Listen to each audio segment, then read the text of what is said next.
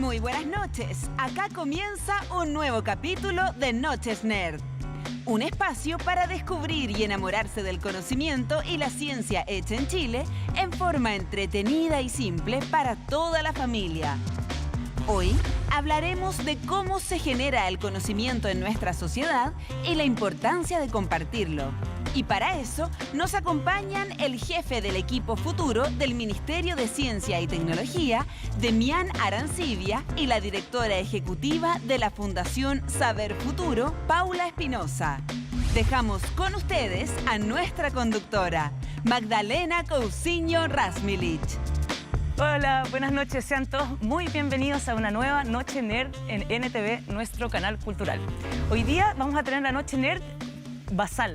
Vamos a hablar de conocimiento. Siempre hablamos del conocimiento que se genera en Chile, pero ahora no vamos a hablar del conocimiento generado, sino que de cómo se estructura el conocimiento. Desde la metodología, desde que recogemos los datos hasta que esto se convierte en conocimiento propiamente tal, y a la vez cómo estos datos y este conocimiento podemos ver hacia dónde está dirigido, cómo forma nuestro presente y cómo forma nuestro futuro. Tenemos a dos maravillosos invitados. Vamos a empezar con Demián Arancibia. Demián es el jefe del equipo futuro del Ministerio de Ciencia. Es ingeniero de la Universidad de Chile y máster en Ingeniería de Sistemas de la Universidad de Cornell en Estados Unidos. Dirige el equipo que diseñó el Data Observatory, o sea, el Observatorio de Datos, el Observatorio de Cambio Climático, la Estrategia Nacional para la Inteligencia Artificial y no siendo suficiente, además el Sistema Espacial Nacional. Es secretario de la Mesa de Datos COVID-19 y de la base de datos COVID-19. Trabajó un montón de años construyendo telescopios en Chile y en Estados Unidos y ergo ama el desierto. ¿Quién no? Vamos a, por favor, Demián, bienvenido. Muchas gracias, muchas gracias. Sí, la charla se llama ¿Cómo generamos conocimiento? Y la importancia de compartirlo. Eso es lo más importante. Por favor. Muchas gracias. Buenas noches. Bueno, en marzo del 2020 tuvimos el primer caso de COVID en Chile y por esos días se convocó la mesa social. Se convocó desde el gobierno, pero para involucrar a actores y actrices más allá del gobierno. Y la idea era encontrar soluciones a esta crisis global entre todos, colectivamente. Así se convocó a alcaldes de distintos partidos políticos, autoridades del Colegio Médico, a otros ministros de Salud, el ministro de Ciencia, y también a los rectores de las universidades, por ejemplo, y se comenzaron a reunir prácticamente todos los días, y ahí surgieron varios resultados súper importantes, ¿no? Ahí se pusieron las semillas de varias cosas que hicimos en Chile durante la pandemia. Por ejemplo, ahí ocurrió el aumento de la capacidad de diagnóstico. Esta capacidad de hacer PCR en Chile, que era de algunos cientos cuando empezó la pandemia, ya llegó incluso a hacer 80.000 muestras. Ahí también se acordó la estrategia de vacunas, que ha llegado a que tengamos más de 30 millones de dosis puestas en Chile y que podamos incluso compartir vacunas con algunos de los países vecinos. Y ahí también últimamente se ha decidido lo relevante que es tener una buena capacidad de secuenciación, porque las distintas variantes, bueno, tienen distintos niveles de velocidades de propagación y es súper importante entender qué variantes están circulando y de qué manera están circulando por el territorio nacional. En esa misma mesa de datos nos preguntaron y nos pidieron que configuráramos una base de datos con los datos de la pandemia. ¿Qué son los datos de la pandemia? Bueno, cuántas personas se han contagiado, si esas personas se han enfermado grave o no y han pasado por el hospital, y lamentablemente cuántas han fallecido. También, bueno, qué edad tenían, qué sexo, dónde vivían, en qué día ocurrieron todas estas cosas. El ministro de Ciencias convocó a una submesa de la mesa social con distintos actores y actrices de la academia que habían trabajado mucho, toda su vida con datos y que nos ayudaron a orientarnos en la búsqueda por construir esta base de datos. Bajo esa orientación comenzamos a reunir datos de salud pública y levantamos esto como un prototipo y no pudo bajarse nunca más. Decenas de miles de personas empezaron a consultar los datos y a usarlos, y fue muy importante porque al principio era solo el ministro de Salud dando una conferencia de prensa diciendo lo que había pasado hoy día, y ahora teníamos una biblioteca de datos ordenada que iba diciendo lo que iba pasando durante la historia de la pandemia en Chile, y poco a poco la gente empezó a demandar más, demandar datos no solo de salud pública, también de movilidad, también del medio ambiente. Y al poco andar de esta base de datos comenzaron a surgir resultados bien impresionantes. Se publicó en la revista Nature, una de las revistas científicas más importantes, un análisis que vinculaba la incidencia de la pandemia con las conductas de movilidad en Chile, con cómo si la gente salía o no salía de su casa, etc. Luego junto con estos datos se fue profundizando un poco más y se encontró la relación entre el estatus socioeconómico de las personas y la incidencia del virus, no menor, ¿no? Las personas en un peor estatus socioeconómico experimentan mayor incidencia, están más expuestos, son más vulnerables también a la pandemia. Y otro resultado científico muy importante, ya que en Chile es uno de los países con mayor vacunación de CoronaVac, ¿no? En Chile se pudo hacer este estudio masivo para demostrar que la vacuna es efectiva, y eso se publicó en New England Journal of Medicine, súper relevante nuevamente.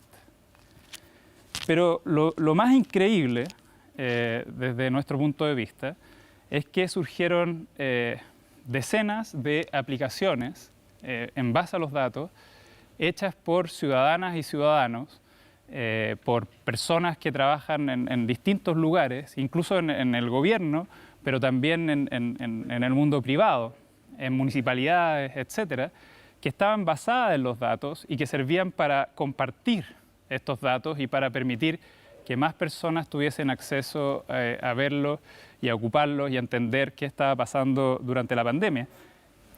Nosotros entonces nos situamos en esta posición de compartir los datos, y a raíz de ponernos ahí, toda esta actividad comenzó a surgir y así como decenas de miles se metían directamente a los datos, a la base de datos, otros cientos de miles se empezaron a meter a estas distintas aplicaciones que se hicieron.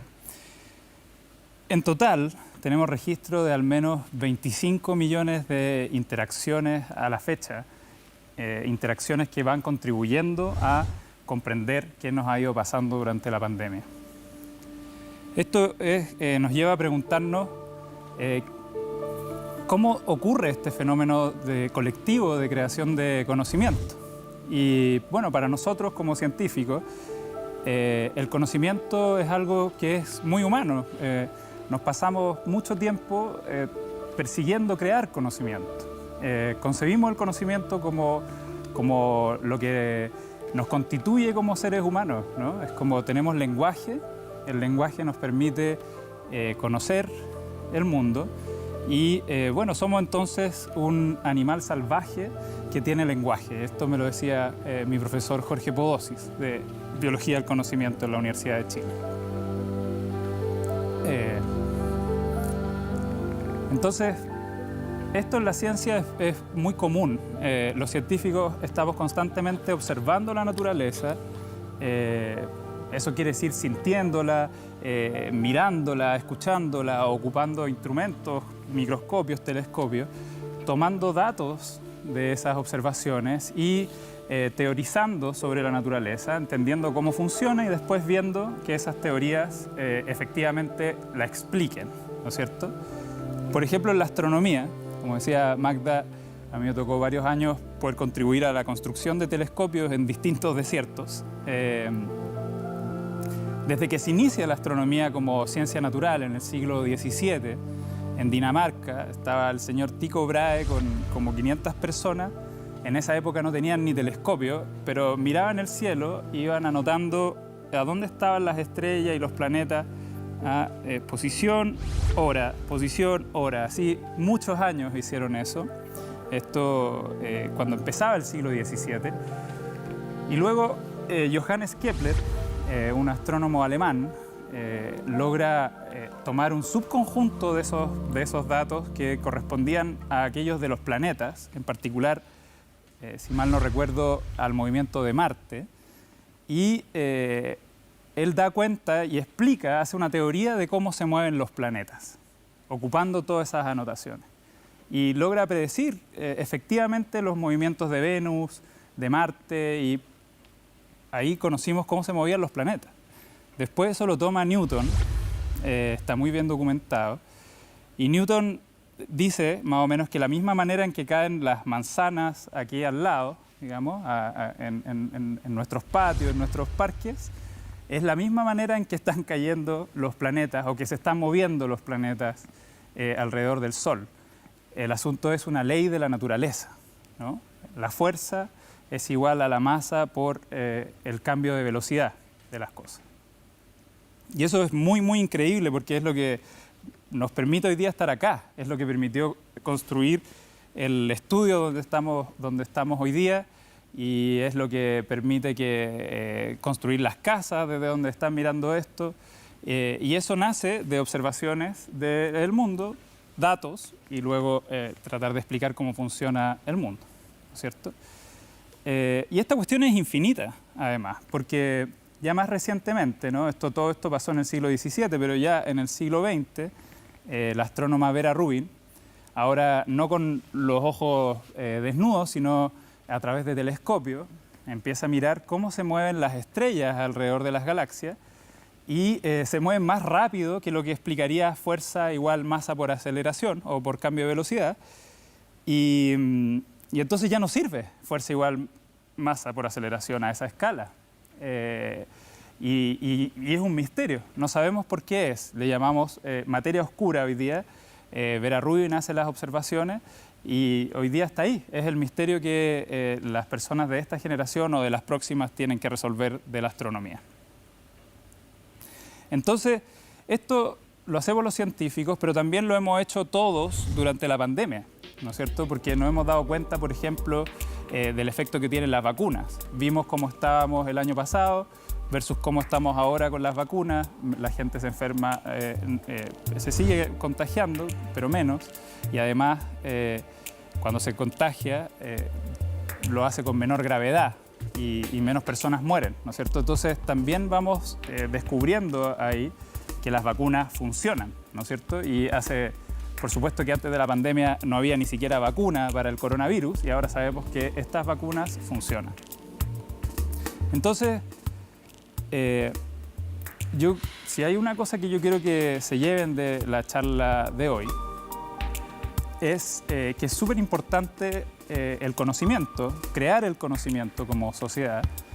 Y es más, que hay ciertas cosas que se pueden hacer específicamente para crear conocimiento. Cuando los distintos candidatos y candidatas a presidente dicen que van a aumentar el gasto en ciencia, conocimiento, tecnología e innovación, hay una cosa que podemos llamar inteligencia colectiva, que son 4 cosas en realidad, y que eso es lo que hay que hacer cuando uno quiere invertir en ciencia, ¿no es cierto?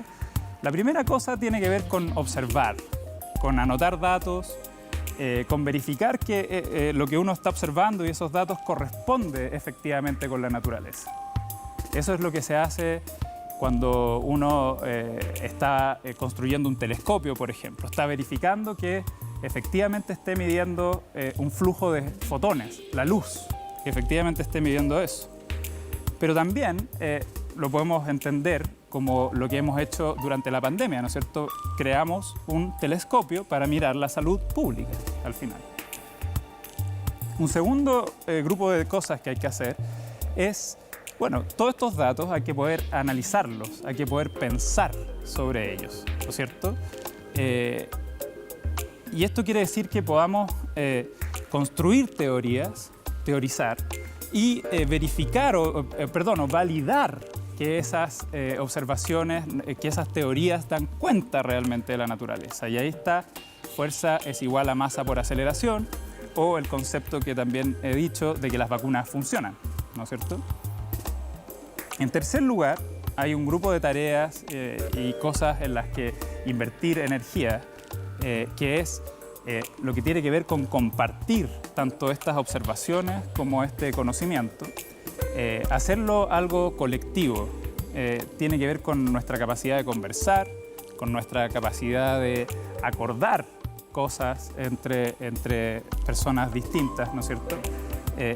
Y ahí está muy importante, bueno, por ejemplo, Internet es una gran herramienta para compartir, pero desde siempre, o no desde siempre, desde que las inventamos, que de hecho posterior a la invención de la escritura también inventamos las bibliotecas, ¿no es cierto? Y las bibliotecas públicas, los libros como material, la universidad donde se enseñan, los colegios, etc. Esas son ejemplos de herramientas que tienen que ver con compartir. Y por último, pero central a cada una de estas cosas, está la idea de las distintas tareas que tienen que ver con, o funciones que tienen que ver con encarnar el conocimiento, con ponerlo a escala humana, con hacer sinapsis. Y aquí, si yo les mostrara ahora y abriera la base de datos del COVID-19 que les he estado hablando, ustedes verían ceros, unos, comas y no podrían encarnar eso. Y para eso han ocurrido todas estas aplicaciones que hemos estado hablando hoy día o estos papers que se publicaron porque les permiten hacer sinapsis con este conocimiento.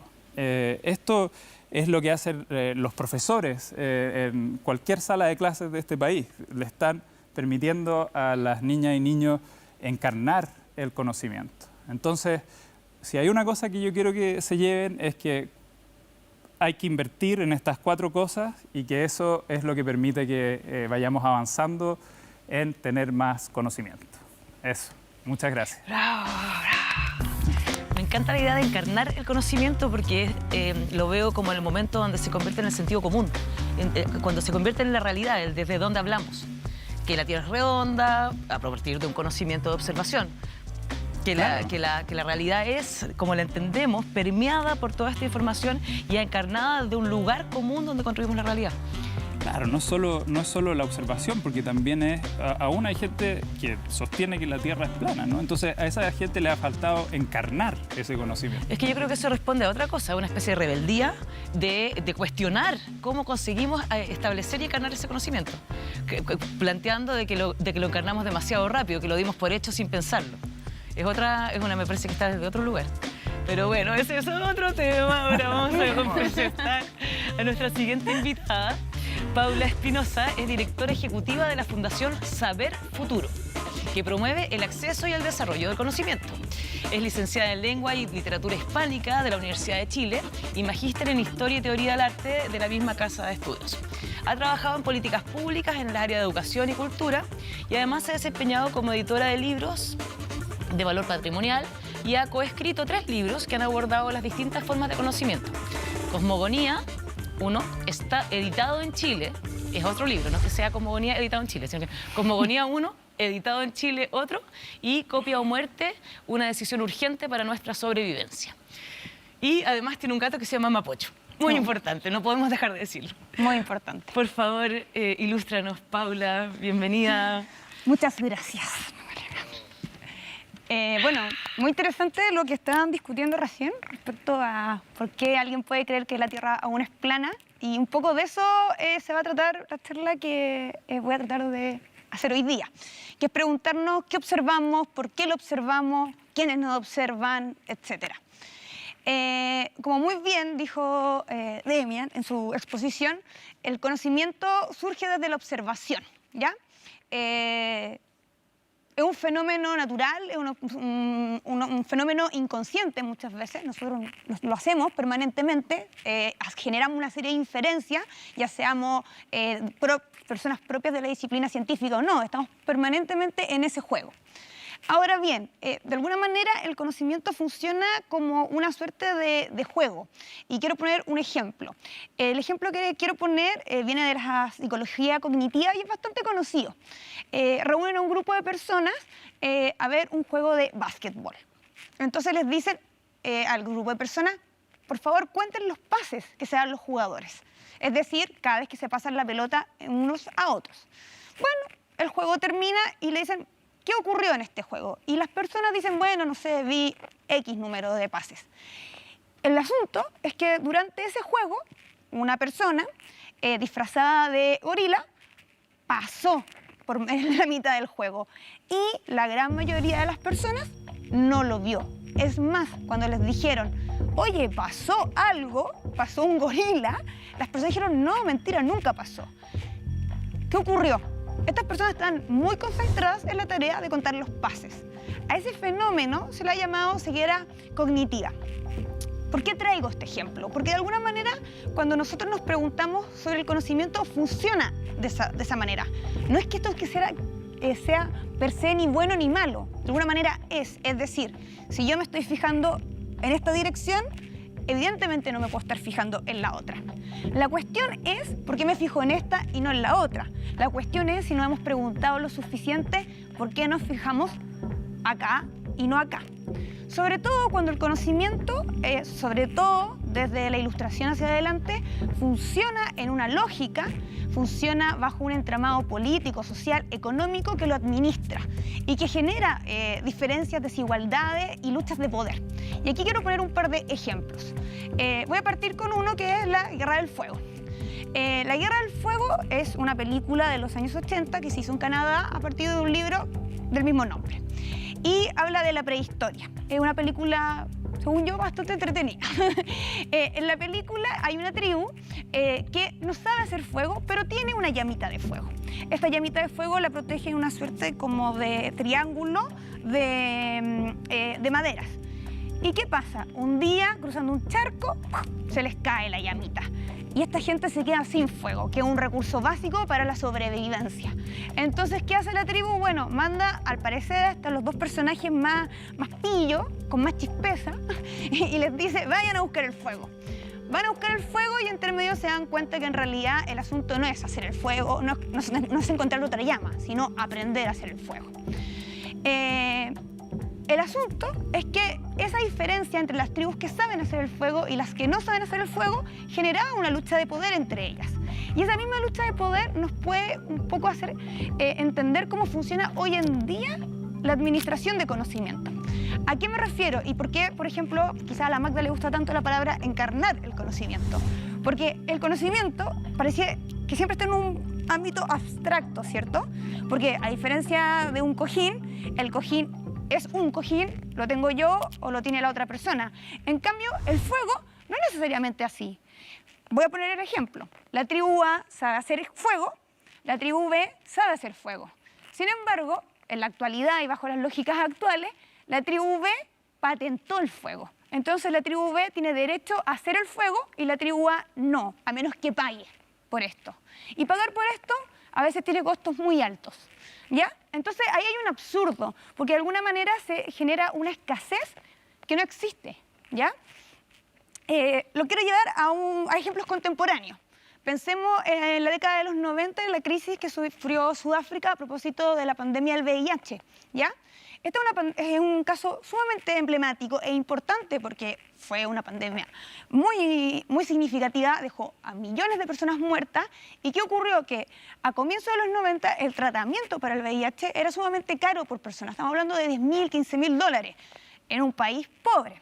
Entonces, Nelson Mandela en ese momento hizo una legislación que permitía o que promovía, mejor dicho, la generación de medicamentos de manera alternativa, es decir, que no fuesen producidos por los laboratorios que en su mayoría eran estadounidenses. Esto generó un revuelo importante en Estados Unidos, un lobby importante del gobierno de Estados Unidos y además demandas de tipo comercial a Sudáfrica. Finalmente, y luego de 10 años, recién en el 2001, esto se pudo de alguna manera consensuar en un acuerdo, en el acuerdo de Doha, donde dijo, bueno, sí, hay crisis sanitarias que requieren que los países, de alguna manera, y los laboratorios y los avances del conocimiento se abran para que las personas se puedan atender. Es decir, no tiene sentido, no tiene lógica que las personas estén muriendo por un sistema de administración de patentes cuando está ese conocimiento. Suena algo bastante lógico, a mi modo de ver, pero se demoró 10 años en que esto fuese validado. Otro caso, un caso que nos toca directamente, el caso de Bastián Arriagada. Bastián Arriagada, en el 2010, fue parte de uno de los reclusos que murió en la cárcel de San Miguel, ¿ya? En la Torre 5. El caso de Bastián Arriagada, ¿por qué se convirtió en emblemático? Bastián Arriagada tenía solo 19 años y estaba en la cárcel por un periodo corto, en una cárcel además hacinada, porque lo encontraron vendiendo DVDs que se denominan piratas, ¿ya? Que es un adjetivo bastante fuerte, porque digamos que un pirata hace cosas bastante terribles, además de comercializar cosas que no son de cierta, que son propias de la autoría. Ha hecho históricamente cosas más terribles. Bueno, pero los DVDs piratas los vendía Bastián Arriagada en San Bernardo. Pero como vendía DVDs, también vendía calcetines, también vendía, no sé, lápices, calzoncillos, etc. Él a sí mismo se consideraba un comerciante. Es más, se consideraba una persona de esfuerzo, porque frente a sus pares, él, en vez de estar haciendo otro tipo de actividades que sí podrían ser consideradas delictuales, estaba haciendo un trabajo, ¿ya? El trabajo que podía, un trabajo informal, pero un trabajo. Sin embargo, la legislación chilena es más dura, es más de alguna manera, fuerte con la venta de DVDs piratas versus la venta de, por ejemplo, calcetines. ¿Por qué? ¿Cierto? ¿Por qué? ¿Por qué? Porque durante el siglo XX, sobre todo después de la segunda mitad, se hizo un lobby muy importante nuevamente desde Estados Unidos para que cuestiones como los DVDs, como por ejemplo todo lo que es la producción de propiedad intelectual, tuviese una sanción más relevante que lo que puede ser un lápiz comprado en la calle. Y así Bastián Arriagada, un joven comerciante, murió en una cárcel hacinado. O sea, un caso realmente dramático, sobre todo dramático porque nos deberíamos preguntar si nosotros como país hicimos el consenso de decir, bueno, esto realmente es importante, nosotros realmente creemos que esta legislación debiese funcionar así. El asunto es que no lo hemos hecho como país, más bien nos lo han impuesto. Estos ejemplos sirven para ilustrar una forma de funcionamiento del conocimiento que tiene un contexto, y este contexto está fijado, tiene que ver con el proyecto moderno, ilustrado, capitalista, eurocéntrico y también masculinizado. Por lo tanto, hay muchas cuestiones acá a las que repensar, y las crisis actuales nos deberían llevar a eso. Y sobre todo, y como muy bien lo explicaba en la charla anterior Demian, esto pasa porque existen ejemplos virtuosos de colaboración en el conocimiento, incluso bajo estas reglas, incluso bajo estas concepciones. Un ejemplo, probablemente de los más importantes, tiene que ver con el genoma humano, ¿ya? La realización del genoma humano, la secuenciación del genoma humano, que tomó 15 años, millones de dólares, involucró que muchas personas, involucró que muchos científicos trabajaran colaborativamente, que los datos estuviesen abiertos y que se pudiese trabajar de modo de lograr este éxito científico, ¿ya? Ese es un camino a seguir, porque la contracara de ese camino está dado, por ejemplo, por las desigualdades que genera el conocimiento, y eso lo sabemos. Existe esa información, o sea, sabemos que la acumulación de conocimiento, es decir, aquellos países que son capaces de producir servicios, productos, etcétera, versus los países pobres que no lo hacen, que más bien exportan materia prima, tienen desventajas y posibilidades en su desarrollo. Y esa desventaja que tiene que ver entre países y entre personas es una cuestión muy injusta a esta altura ya del siglo XXI. Entonces, siempre es importante preguntarse qué camino seguimos y qué camino ha seguido el conocimiento. Hay un caso que es bastante importante y al cual le quiero dar como énfasis, que tiene que ver con lo último que mencionaba a propósito del proyecto en el que está enmarcado el conocimiento y que tiene que ver con la masculinización, ¿cierto? Con lo que se puede decir desde dónde se ha pensado el conocimiento. Y aquí quiero hablar de dos casos en particulares. El primero tiene que ver con uno que ilustra muy bien la física y filósofa estadounidense Karen Barat y que tiene que ver con la tecnología del ultrasonido. El ultrasonido, si yo pregunto hoy por el ultrasonido, me van a responder, yo creo que en general, que tiene que ver con el momento o con parte del proceso de una mujer que está en proceso de embarazo, ¿cierto? Ahora, yo les puedo contar que esta es una tecnología, una herramienta que se inventó para detectar a los submarinos en la Primera Guerra Mundial. Es decir, se inventó como un armamento, como una herramienta de la industria de guerra, de la industria para la guerra. Eso se usó en la Primera Guerra Mundial, se usó en la Segunda Guerra Mundial, pero de alguna manera evolucionó hacia el campo de la medicina hasta el día de hoy, que a costos bastante bajos y está bastante masificado, el ultrasonido se utiliza en las visitas médicas de las mujeres.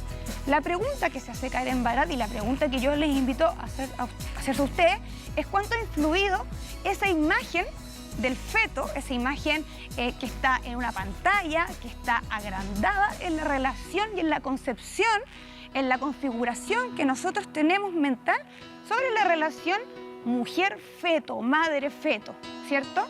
Y ella llega un poco más allá y se pregunta, bueno, ¿cuánto eso ha influido en las discusiones sobre el aborto, por ejemplo?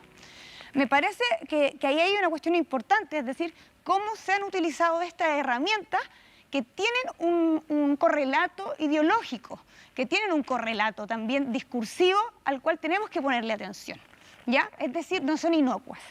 Un segundo ejemplo que me parece importante porque de alguna manera grafica dos cuestiones que tienen que ver con la invisibilización de las mujeres en la historia de la ciencia, porque la ciencia es histórica, hay una perspectiva historicista de verla y por lo tanto se nos dan muchas posibilidades de que sea dinámica y que podamos transformarla, pero al mismo tiempo habla de lo que es el trabajo colaborativo y tiene que ver con algo que ocurrió a comienzos del siglo XX en un grupo de mujeres que trabajaban en un observatorio de Harvard, a las cuales les llamaban el harem de Pickering, ¿ya?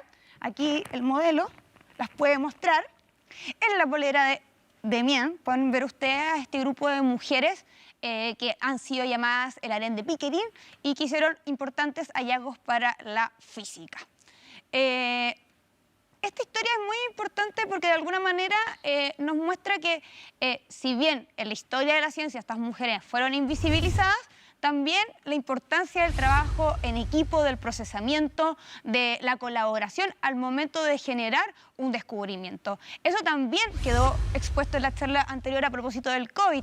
Y es lo que recalca el informático y filósofo Jung Hui, cuando dice que en situaciones de catástrofe como la que estamos viviendo en la actualidad, ya sea con el COVID, ya sea con la crisis socioambiental, es importante preguntarnos hacia dónde vamos como humanidad. ¿Ya?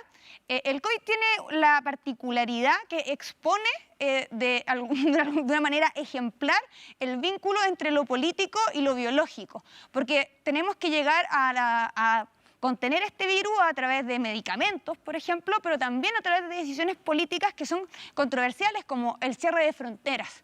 Entonces, ese tipo de decisiones y de preguntas y de reflexiones tienen que hacerse bajo ya una mirada distinta respecto a lo que es el desarrollo del conocimiento.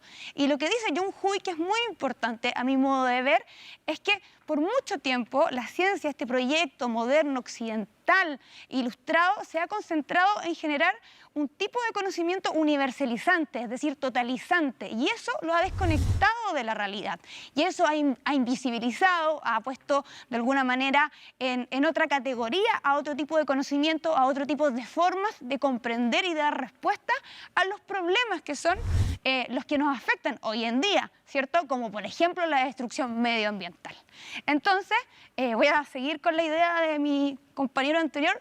si con algo me quiero quedar de esta charla, algo que quiero que se lleven ustedes, es que el conocimiento es algo maravilloso, el conocimiento es algo que todos deseamos y generamos, está en todos y todas nosotros, pero que siempre es importante preguntarnos por él. No se trata de anularlo o pensar que no debiese existir, más bien se trata de preguntarnos, bueno, ¿por qué esto hemos creído y queremos que sea conocimiento? Eso, gracias. Muchas gracias, Paula, por tu interesantísima charla. Oye, antes de pasar a la conversa, quisiera aclarar para la gente en la casa un concepto que no es tan fácil, la epistemología. La epistemología es la parte de la filosofía que estudia cómo se genera el conocimiento. Por una parte, desde arbitrarlo, desde chequear las bases y cómo los datos, digamos, de que efectivamente sea fidedigno, pero también estudia la cultura, el paradigma desde donde se construye este conocimiento. Como diría Maturana, mirar el ojo que mira. Eso se llama epistemología, para la gente, para los chiquillos en la casa, para que nos situemos, digamos, para convertir un poco desde dónde estamos conversando, porque en realidad como tomar en consideración lo que tú misma estás diciendo, que no se trata de lo que estamos poniendo en cuestión, observando, es cómo generamos conocimiento, a qué le damos valor, qué tipo de investigaciones se financian y cuáles no, cuáles son las preguntas que entran en la prueba, que consideran qué es lo que tenéis que saber y lo que no, digamos, cómo se valida. Y observar esto nos da una libertad de poder elegir también qué queremos incorporar en nuestras mallas, que se nos está quedando afuera, o cuán sesgado puede llegar a estarlo también. Bueno, hay un ejemplo muy bonito que trabaja el filósofo Rancière a propósito de un educador del siglo XIX que se llama el maestro ignorante y que creía y generó un método de pedagogía donde enseñaba cuestiones que él no sabía hacer. Por ejemplo, tocar el piano. Y él no sabía tocar el piano. Así existió esta persona. Entonces, este pedagogo decía que el problema como de la educación, de alguna manera, con buenas intenciones, era doble, porque partía de una premisa equivocada, que era como, ok, está el estudiante o el alumno que se supone sabe menos que el maestro o la maestra, ¿ya? Y ahí hay una jerarquía, pero además el maestro y la maestra sabe aquello que el alumno y el estudiante debiese saber. Y ahí hay una doble violencia, de alguna manera. No es solo que yo sé más que tú, además sé lo que tú debes saber. Y eso es importante. ¿Por qué yo sé lo que tú debes saber? Y eso a veces se nos olvida que las personas saben muchas cosas. Yo siempre pongo este ejemplo a propósito de las fechas en las que estamos. El estallido social del 17 de octubre, uno escuchaba durante semana mucho análisis de sociólogos, qué sé yo, yo estaba en el centro de Santiago y al otro día vi a los vendedores ambulantes cambiando su mercadería y comprendiendo perfectamente el fenómeno social. Por el tipo de mercancía. El tipo de fenómeno social que estaba pasando en la calle. No, que estaba pasando en la calle, porque, porque aparecieron las banderitas, el perro, todo, tomándole el pulso a la calle y comprendiendo qué es lo que estaba pasando. Eso es un conocimiento. Claro. Entonces, por otro lado, uno tenía todos estos expertos y expertas hablando, cabeceándose de qué estaba pasando, pero el vendedor y la vendedora ambulante lo supieron al siguiente día. Sí, yo estoy en desacuerdo cuando hablan de violencia en la transferencia, a no ser que sea una transferencia ideológica, que eso sí es violento si no se identifica, si no se evidencia cuáles son sus perspectivas. En la transferencia de una mujer, de una anciana, de la machi, que le enseña a su hija cuáles son las plantas buenas y cuáles malas, o qué parte usar y cuál no, nadie cuestiona que haya violencia. ¿Cachai? Nunca se presenta como un hecho violento esa transferencia. En cambio, en la educación tradicional, en el colegio, el profesor, esa relación asimétrica, sí en las nuevas tendencias tienden a mirarlo de una manera más violenta. Pero yo creo que ese juicio y la palabra violenta también es ideológico.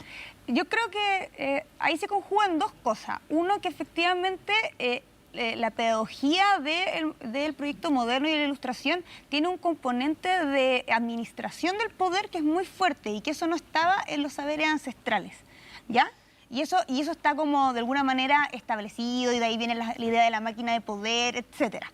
Ahora bien, previo a eso, a mí me parece que también existía un juego de violencia. Lo que pasa es que nosotros, y esto puede no sonar tan políticamente correcto, pero tendemos a idealizar también a las culturas ancestrales. Sí, y me parece que también y a son parte... invisibilizarlos contra la nuestra.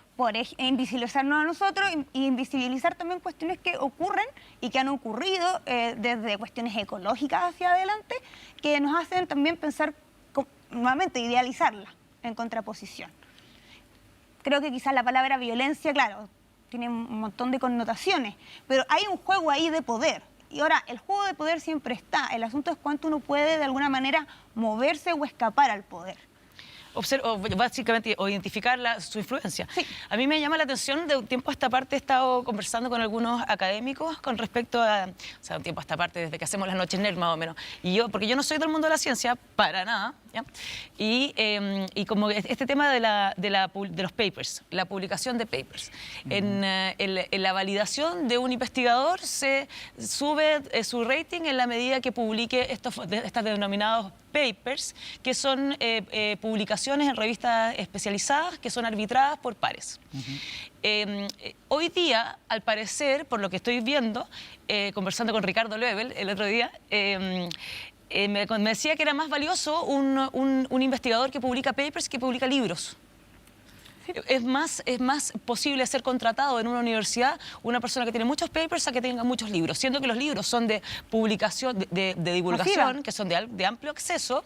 En cambio, los papers están orientados a una audiencia totalmente específica, totalmente cerrada, además.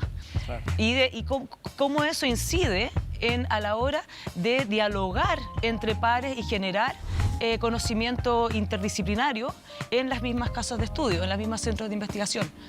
Yo te puedo contar un caso. La privatización del conocimiento, esto es loco. Hay un caso chileno muy claro. O sea, hay un académico chileno actual que se dedica al mundo de la historia. En alguna conversación lo tuvimos en la fundación y él se dedicó a escribir libros y siendo doctor y habiendo pasado por incluso decano, dijo: yo sé que haber tomado este camino implica que yo ya no voy a tener no voy a ascender académicamente porque dejé la producción de paper. Claro, sí. Oye, muchos cariños a Ricardo, hace tiempo que no lo veo, súper entretenido siempre conversar con él. Yo creo que la manera en que se están evaluando los profesores y a los académicos, digamos, obviamente puede ser mejorada infinitamente. Yo creo que el valor de los papers es precisamente la revisión por pares. Esa es la parte buena. Ese es como lo que tiene interesante, ¿no? Que de alguna manera se trata de eliminar esa jerarquía de la fábula de Rancière, ¿no es cierto?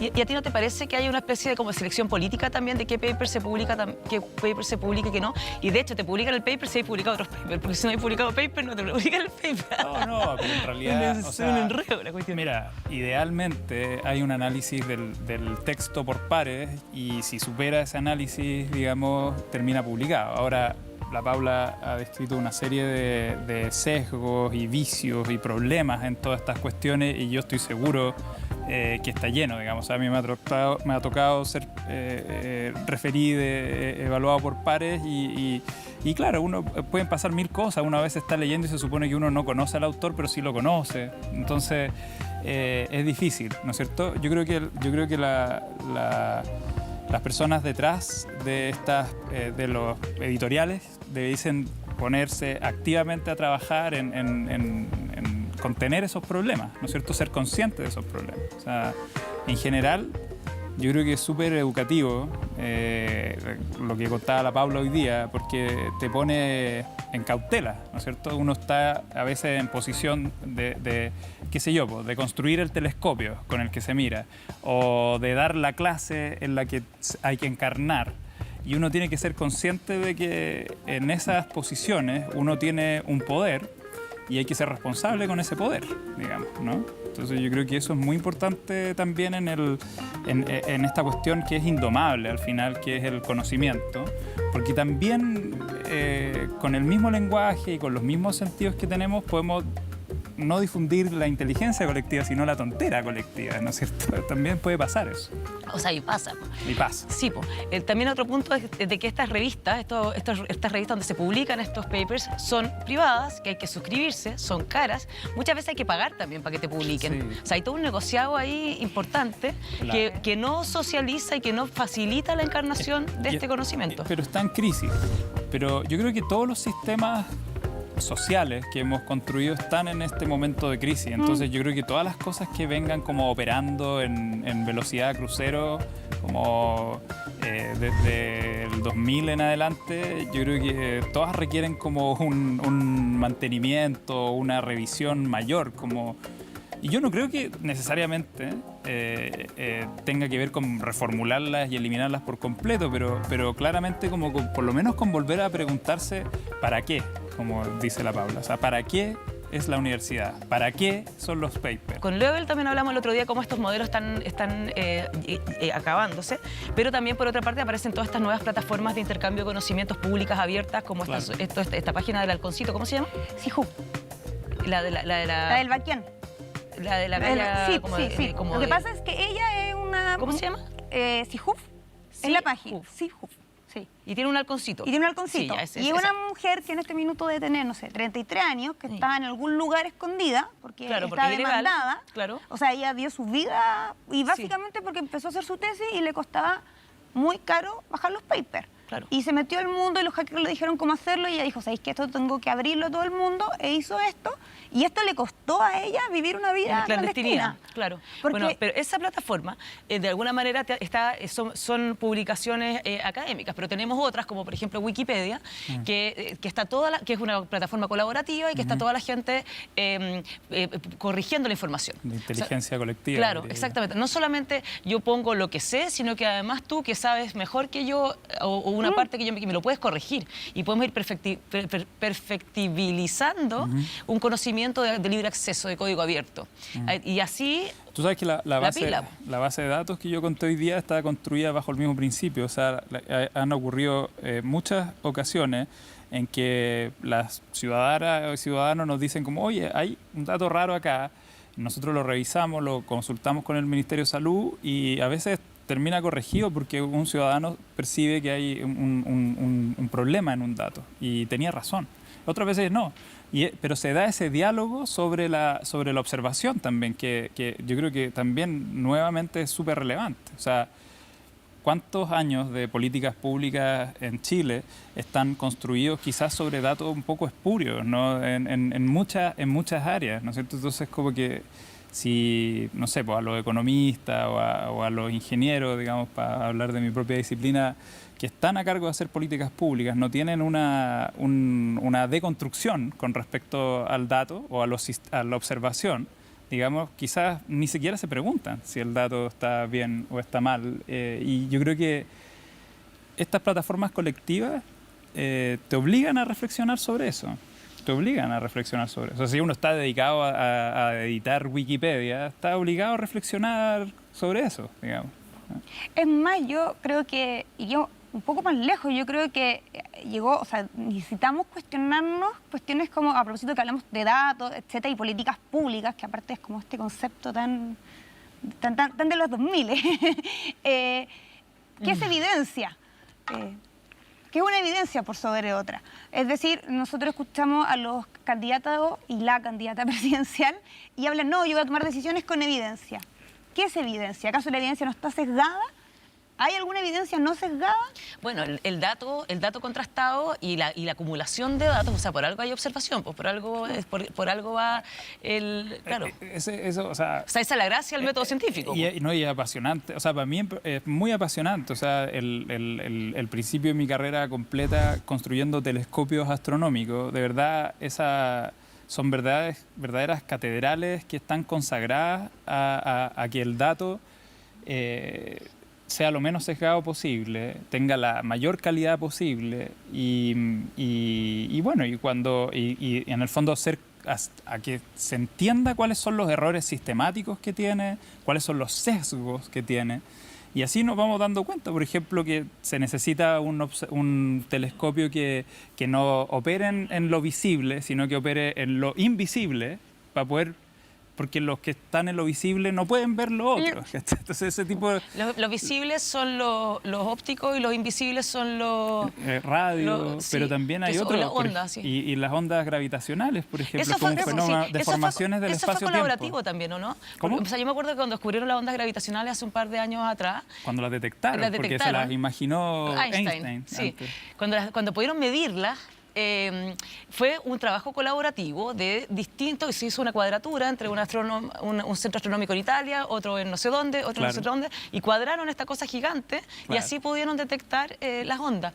También pasa mucho. ¿Eso fue Open Code o fue una planificación de agarrar una onda de un ancho o fue una...? Mira, yo recomiendo la historia completa porque ahí está la ideación casi como a la Giordano Bruno de Einstein y luego la constatación en que había que construir una máquina que fuera capaz de medir que el espacio-tiempo se deforma, que más loco en realidad que es. Sí. Y después para cachar en qué dirección esa deformación operaba, no te sirve un solo instrumento, necesitabas la combinación de un instrumento en Estados Unidos y otro en Europa, LIGO y Virgo, y si no me equivoco, no me puede fallar la memoria.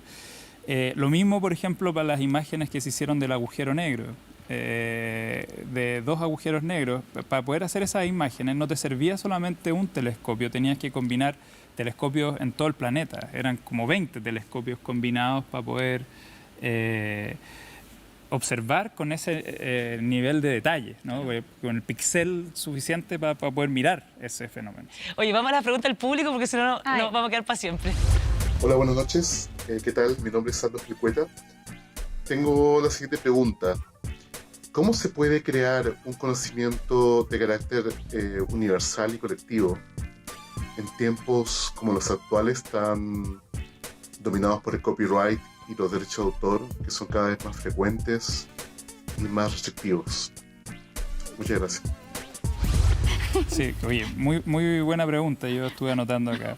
Muy buena la pregunta porque permite, yo puedo decir una cosa cortita, yo creo que la Paula puede elaborar más en este tema, pero no todo es ganar plata con el conocimiento. O sea, ¿por qué no? Esa pregunta, ¿por qué nos paramos desde precisamente algo que la Paula criticaba muy bien, que es el sistema de apropiarse del conocimiento? Yo creo que eso también nos tenemos que preguntar ¿para qué? ¿Para qué nos apropiamos del conocimiento? Digamos, ¿no? Es como un comentario, ni siquiera estoy contestando, porque en realidad no tengo mucho que decir.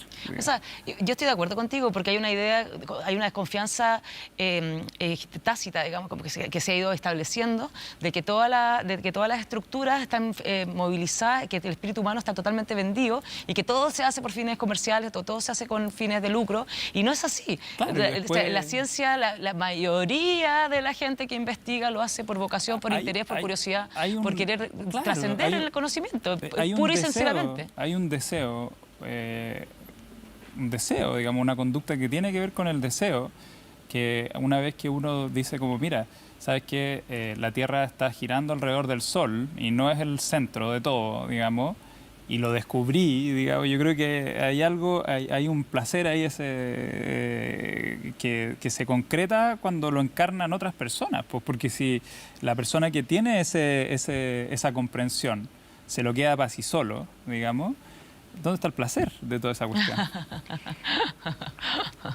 Bueno, yo estoy muy de acuerdo del enfoque de entender el conocimiento desde el deseo y el placer. De hecho, eso viene desde Grecia. O sea, uno busca conocimiento por deseo. Eso es lo que nos moviliza.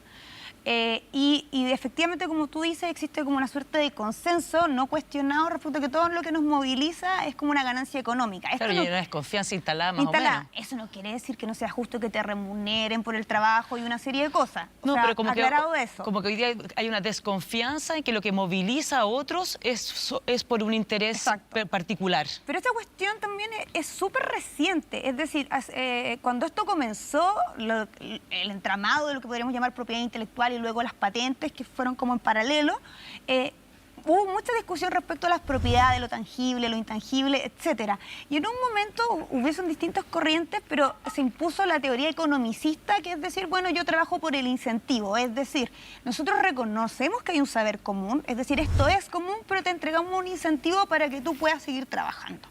Pero esto es de finales del siglo XIX, tampoco es que hemos vivido toda la vida así.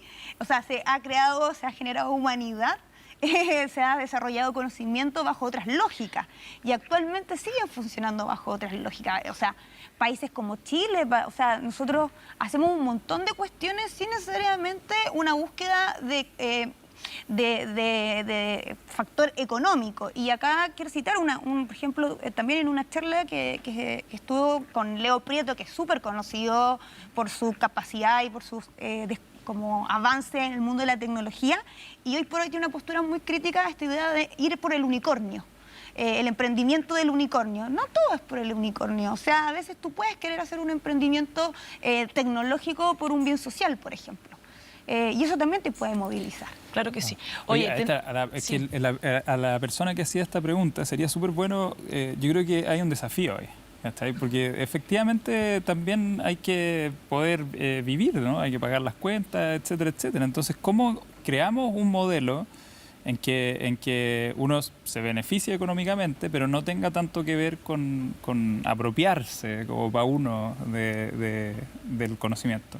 O sea, bendito sueldo que permite a los investigadores poder desarrollar el conocimiento y vivir y no tener que trabajar en otra cosa para poder vivir. O sea, es que como, esa es la clave. Como que uno no puede... O sea, es que lo que pasa es que hay cosas distintas. Una cosa es percibir un sueldo por un trabajo hecho y otra cosa es que tú generes conocimiento amoldado o al servicio. Es que ese modelo ha sido útil igual. Entonces, pero al parecer, lo que estamos hablando acá es que estaría relativamente pero no agotado. al servicio de, porque si tú estás pensando, por ejemplo, qué importante es el desarrollo biotecnológico, que es al servicio, o sea, la ciencia aplicada es necesaria para el desarrollo económico del país, y eso está adecuado, perfecto y es necesario. El tema es la tergiversación cuando la gente desconfía, por ejemplo, de las vacunas. Por ejemplo, desconfía de que realmente sea un beneficio para la humanidad, porque en el fondo tienen malas intenciones, porque en el fondo te quieren... Bueno, igual... Claro, afortunadamente se pueden ver los datos y ver que las cuestiones funcionan, en las vacunas en particular, pero entiendo, sí, claro, que se ha pervertido tanto como porque se desconfía de los laboratorios que las fabrican. Exactamente. Y porque quieren entrar en el financiamiento. Se acabó. Pero no podemos seguir, Tenemos que cerrar. Es que si no nos vamos a quedar para siempre. Bueno, tenemos tema para rato y esto continuará. Así que los invitamos a seguir acompañarnos en el próximo capítulo. Muchísimas gracias, Paula y Demián, por acompañarnos esta noche. Muchas gracias. Muchas gracias. Muchas gracias a ustedes por acompañarnos también. Sigan investigando sus casas, cuestiónense todo y no dejen de mirar más y más y más allá. Muchas gracias, buenas noches.